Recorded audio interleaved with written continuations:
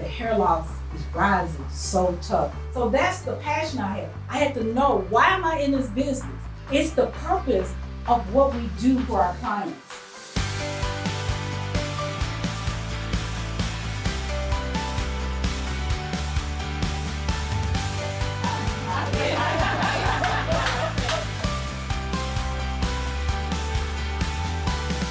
I have one client that when I tell you her hair was to the scalp, and I've only been doing the same thing on her for about a month and a half. We have regrown hair to this length from what she was in the scalp in a month's time.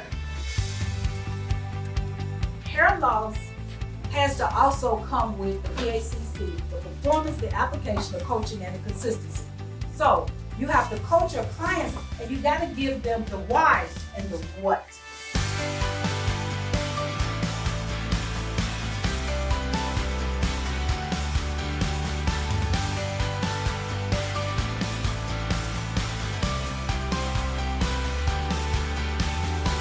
We'll get results from this thing. If you get results from this thing, give me some love, and it's going to give you results.